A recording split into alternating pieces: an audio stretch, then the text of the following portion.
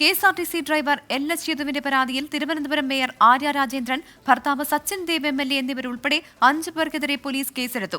കോടതി നിർദ്ദേശപ്രകാരമാണ് നടപടി. സച്ചിൻ ദേവ് MLA ബസ്സിൽ അതിക്രമിച്ചു കയറി അസഭ്യം പറഞ്ഞുവെന്ന് FIR-ൽ പറയുന്നു. ബസ്സിലെ CCTV ക്യാമറയുടെ മെമ്മറി കാർഡ് പ്രതികൾ സ്വാധീനം ഉപയോഗിച്ച് നശിപ്പിച്ചുവെന്നതടക്കമുള്ള പരാതിയുടെ അടിസ്ഥാനത്തിലാണ് കേസ്. തിരുവനന്തപുരം 1ാം ക്ലാസ് മജിസ്ട്രേറ്റ് കോടതിയുടെ നിർദ്ദേശത്തിന് പിന്നാലെയാണ് കണ്ടോൺമെന്റ് പോലീസ് കേസെടുത്തത്. FIR-ൽ മേയർക്കെതിരെ ഗുരുതര ആരോപണങ്ങളാണുള്ളത്. മേയറും സംഘവും കാർ കുറുകെയിട്ട് ബസ് തടഞ്ഞു.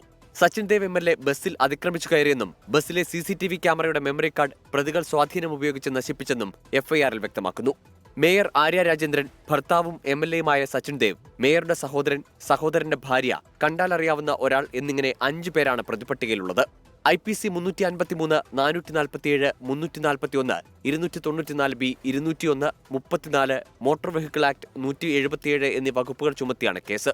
ജാമ്യമില്ലാ വകുപ്പുകൾ ചുമത്തിയതിനാൽ അറസ്റ്റ് ഉൾപ്പെടെയുള്ള നടപടികളിലേക്ക് പോലീസിന് കടക്കേണ്ടി വരും. നേരത്തെ അഭിഭാഷകന്റെ ഹർജിയിൽ ജാമ്യം ലഭിക്കുന്ന വകുപ്പ് ചുമത്തിയാണ് പോലീസ് കേസെടുത്തിരുന്നത്. 24 തിരുവനന്തപുരം.